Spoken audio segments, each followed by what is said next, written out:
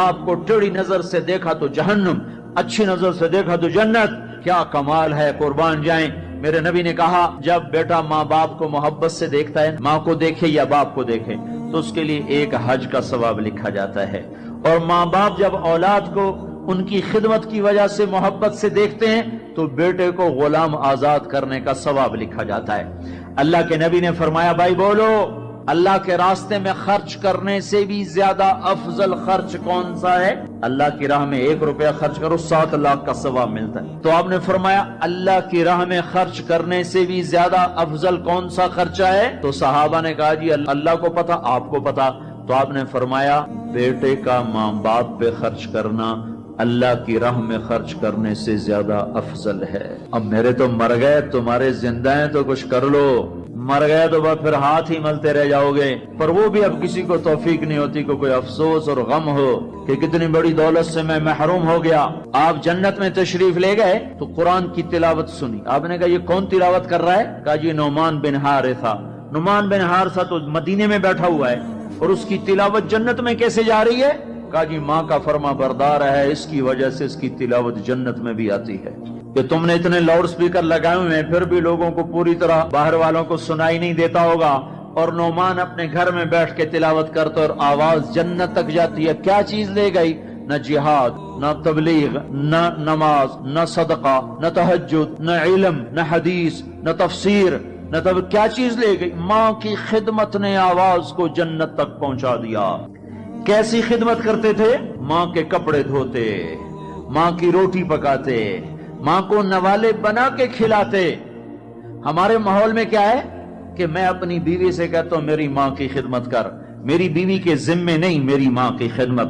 اگر وہ کہے میں نہیں کر سکتی تو اسے نافرمان بیوی نہیں کہا جا سکتا. میری خدمت نہ کرے تو نافرمان ہے، میری ماں کی خدمت نہ کرے تو نافرمان نہیں ہے. اسے میری ماں نے نہیں جنا، مجھے میری ماں نے جنا ہے. میرے ذمے اپنی ماں کی خدمت ہے. تو نعمان بن حارثہ کپڑے دھوتے، روٹی پکاتے، سالن پکاتے، نوالے بنا کے کھلاتے، تیل لگاتے، کنگھی کرتے، جوئیں نکالتے. اور ماں کوئی حکم سناتی اور سمجھ میں نہ آتا تو دوبارہ نہیں پوچھتے تھے اماں کیا کہا. باہر نکل کے خادمہ کو بلاتے، کہتے میری ماں نے کیا کہا تھا تو بتا، مجھے سمجھ میں نہیں آیا. ادب کی وجہ سے ماں سے دوبارہ پوچھتے نہیں تھے. اور میرے بھائیو ماں باپ کی قدر کرو. موسیٰ علیہ السلام نے پوچھا یا اللہ میرا جنت کا ساتھی کون ہے؟ اللہ تعالیٰ نے کہا فلاں قصائی. موسیٰ اور قصائی میں کیا جوڑ ہے؟ موسیٰ علیہ السلام گئے تو قصائی ایسے بیٹھا ہوا گوشت بیچ رہا ٹوٹے کر کر کے. شام ہوئی اس نے تھیلا کندھے پہ لٹکایا، گوشت کا ٹکڑا ڈالا، گھر کو چلا. موسیٰ علیہ السلام بولے میں بھی آ جاؤں تیرے ساتھ؟ اسے نہیں پتا یہ موسیٰ ہیں. کہا آ جاؤ بھائی. گھر میں گیا، انہوں نے جا کے گوشت کے ٹوٹے چھوٹی چھوٹی بوٹیاں بنائی، ہانڈی پہ چڑھایا، آٹا گوندھا، سالن تیار ہوا، روٹی پکائی، تیار کٹ کے ٹرے میں رکھ کر ایک بڑھیا عورت بیٹھی جس کو الٹے ہاتھ کندھے کا سہارا دے کر ایسے بٹھایا. پھر آپ نے سیدھے ہاتھ سے نوالے بنا بنا کے اس کے منہ میں ڈالتا رہا، کھلاتا رہا کھلاتا رہا. پھر اس کا منہ صاف کیا، اس نے کچھ بڑبڑا کے کہا، پھر اس نے اس کو لٹا دیا. موسیٰ علیہ السلام نے پوچھا بھائی یہ کون ہے، کیا ماجرا؟ کہا میری اماں ہے، صبح جاتا ہوں اس کے سارے کام کر کے جاتا ہوں، شام کو آتا ہوں پہلے اس کے کام کرتا ہوں پھر اپنے بچوں کو دیکھتا ہوں. موسیٰ علیہ السلام نے کہا یہ کچھ کہہ رہی تھی، یہ کچھ کہہ رہی تھی. وہ کہنے لگا کیا بتاؤں کیا کہہ رہی تھی؟ پاگل ماں ہے، پاگل ماں ہے. جب بھی خدمت کرتا ہوں مجھے کہتی اللہ تجھے موسیٰ کا ساتھی بنائے جنت میں. میں کہاں اور موسیٰ کہاں، میں کہاں اور موسیٰ کہاں. وہ جب بھی میں خدمت کرتا ہوں کہتی اللہ تجھے موسیٰ کا جنت میں ساتھی بنائے. آئے ہائے. موسیٰ علیہ السلام بولے تیرا کام بن گیا، تیری ماں نے تجھے موسیٰ سے ملا دیا. اے ماؤں کو راضی کرو، نبیوں کے ساتھ جنت میں پہنچو گے. ہائے میرے نبی سے پوچھا گیا تھا قیامت کب آئے گی تو آپ نے یہ نہیں کہا تھا جب زنا زیادہ ہوگا، جب قتل زیادہ ہوگا، جب پتھروں کی پوجا ہوگی تو قیامت آئے گی. میرے نبی نے فرمایا تھا جب اولادیں ماں باپ کو ذلیل و رسوا کریں گی اس وقت قیامت آئے گی. جب ماں باپ سے ایسے بات کریں جیسے نوکروں سے کی جاتی ہے تو اس وقت قیامت آئے گی. جب ماں ڈر رہی ہو کہ میرا بیٹا کہیں بدتمیزی سے مجھ سے بات نہ کرے، جب باپ ڈر رہا ہو کہ کہیں میرا گریبان نہ پکڑ لے تو سمجھو قیامت آ گئی.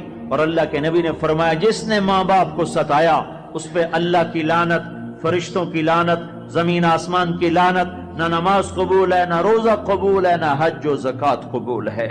ہائے ہائے، میں ایک شہر میں گیا، ایک نوجوان میرے پاس آیا کہ میرے باپ نے میرے اوپر زیادتی کی ہے، میری سناؤ۔ سنتے سنتے پتہ چلا کہ اس نے اپنے باپ کے خلاف عدالت میں کیس کیے ہوئے ہیں۔ میں نے کہا بیٹا تو جلدی سے چلا جا، تو شکر کر تیرے اوپر آسمان نہیں ٹوٹا، زمین نے تجھے نہیں نگلا، تیرے اوپر کوئی آگ کا کوڑا نہیں برسا، اور اللہ نے ابھی تک تجھے درگزر کا معاملہ کیا ہوا ہے۔ تو بیٹا ہو کر باپ کے خلاف کیس کر رہا ہے، صرف تو نہیں رگڑا جائے گا، وہ وکیل بھی رگڑا گیا جس نے تیرا کیس تیار کیا، اور وہ گواہ بھی رگڑے گئے جنہوں نے گواہی دی۔ ارے ظالم، بیٹا ہو کر باپ کے خلاف تو کیس کرتا ہے؟